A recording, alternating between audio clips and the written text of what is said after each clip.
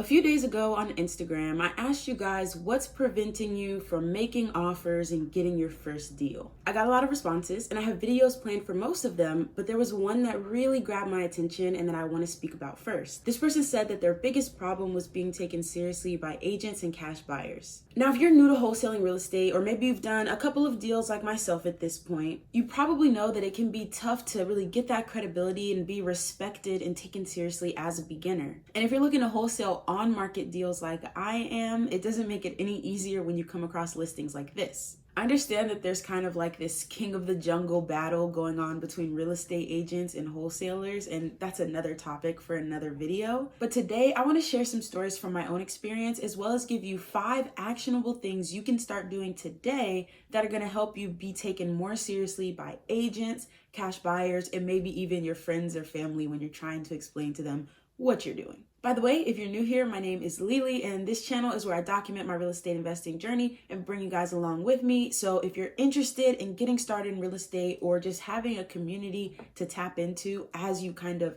go through the ups and the downs, you're gonna wanna subscribe because I post videos 3 times a week and also post daily over on Instagram as well. So, my real estate journey. I started out house hacking this duplex and was able to put $0 down towards my down payment. And now I'm working towards building a wholesaling business with the goal of doing at least $10,000 in assignment fees per month. And on my very first day of wholesaling, I had no idea what I was doing. You guys can see a vlog from that day. This one right here, I'll post it in the description below. That was episode 1, and I took you guys through with me from episode 4 when I got my first contract to episode 5 when I failed to assign that contract, all the way till episode 8 where we were able to celebrate my first deal together. And on that journey, you better believe I ran into plenty of real estate agents, cash buyers, and even other wholesalers who, for whatever reason, didn't take me seriously. Maybe you're young, maybe you're a woman in this very male-dominated space, or maybe for whatever other reason, people are just not taking you seriously and are viewing you as a beginner who really doesn't have any clout or any right to be trying to do this. Whatever it is, it can kind of feel like one of those job applications that says you need experience to get the job, but the only way you can get the experience is if you get the job. But it is possible to gain credibility and gain confidence and really build great relationships with real estate agents, cash buyers, and other wholesalers. I want to share 5 things with you that I've done and that you can do as well.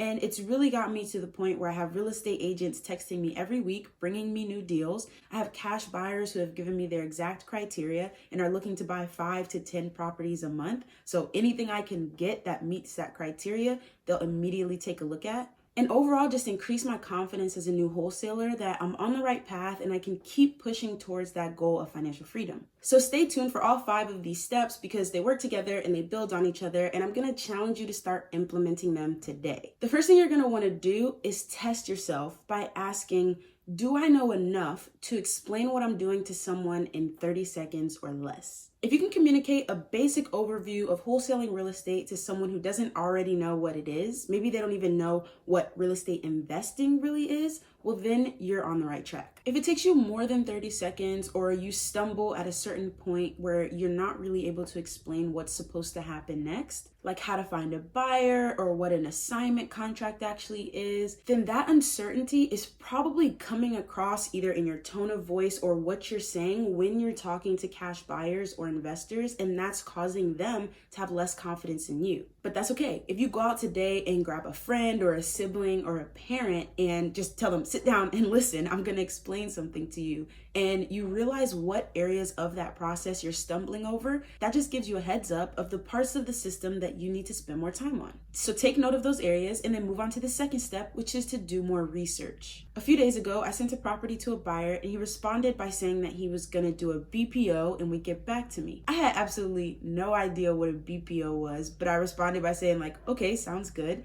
And then I got to work. I spent maybe 20 minutes reading articles on what a BPO was and how it worked. And then I watched some YouTube videos that gave me examples of it in practice and people talking about just their experience with getting BPOs. By no means am I an expert on BPOs or what I ever claimed to be, but I gained enough of an understanding to at least have an intelligent conversation with the investor the next time he came to talk to me about the results of the BPO he got. So I think you should take the perspective that no, you don't have to know everything, but whenever you come across something that that you're not familiar with, take it as an opportunity to dive a little bit deeper, do some research, and add it to kind of your real estate knowledge base. I remember that whenever I would ask one of my real estate mentors a question that I thought was relatively simple, he would send me a book to read. Yes, rather than just like answering what I thought could have been a simple question, he sent me hundreds of pages of reading to do.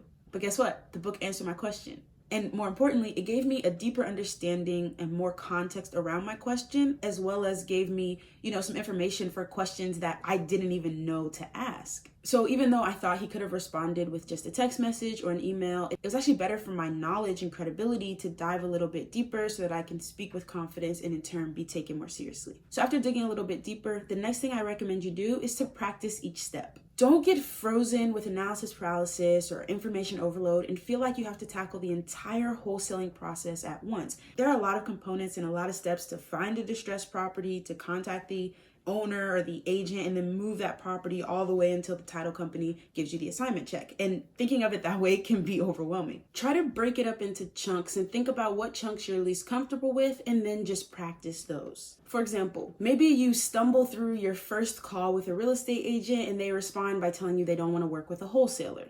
It's possible. That's their hard stance and the answer that they give to everyone. But I've also worked with agents who initially said they don't like wholesalers or they don't like assignments, but after explaining to them what I'm doing and building up some rapport, everything worked out fine. Practicing that initial conversation can help you get over that hurdle and really boost your confidence. If you want to hear exactly what I say to agents, check out this video right here, and I'll also leave a link in the description so you can download my free phone scripts for what I say when I call an agent for the first time. Another chunk of the process that you'll probably want to spend some time practicing is determining your ARV and running comps and all of that. The numbers are probably the most important part of wholesaling, and so it makes sense that you're going to want to spend time practicing that before you dive in and try to complete the entire process. So I recommend that you set a goal for the number of properties that you're going to analyze each day. If you want to see a video about how I run my numbers and get to an offer price, I'll link this video right here in the description for you to watch later. All right, now it's time to get really specific. This might sound a little silly, but when you're texting or especially emailing agents,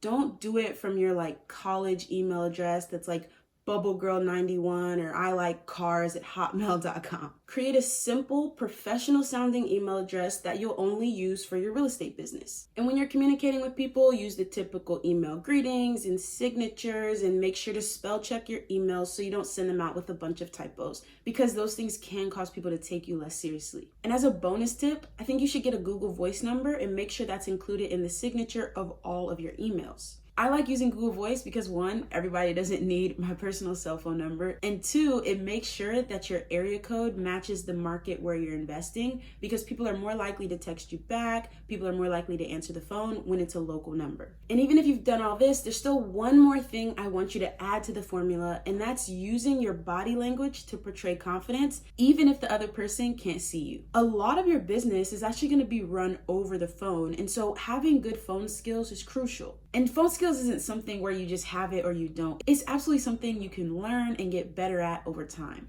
And one thing you can do is use your body language to make yourself feel more confident, to sound more confident, which will in turn help people who are listening to you take you more seriously. Of course, you can grab my free scripts to know what to say, but while you're saying those things, I recommend that you, 1, smile. It comes through your voice and it can help you build rapport. 2, stand up. Oftentimes, if you're on the phone, if you're moving your body around, it's going to help you speak with more energy. And then 3, do a power pose for 30 seconds before making the phone call. This one might sound funny, but just try it out. If you're nervous or you're unsure of yourself, getting into one of these power poses can really help that confidence and that energy kind of build up in you, and that will come across when you're speaking on the phone. Just try it out. Let us know in the comments if it puts you in a more confident or assertive headspace, and if you feel like the other person realizes that. Now, if you have questions that you want me to answer, take the survey, which is linked in my bio. I read all those questions, and oftentimes I'll make a YouTube video like this about them. Also, follow me over on Instagram at Lili Invest for daily content, as well as live Q&A sessions. I post videos here on YouTube 3 times a week, and so I think you should watch this one. YouTube thinks you should watch this one, and until next time, thank you so much for watching.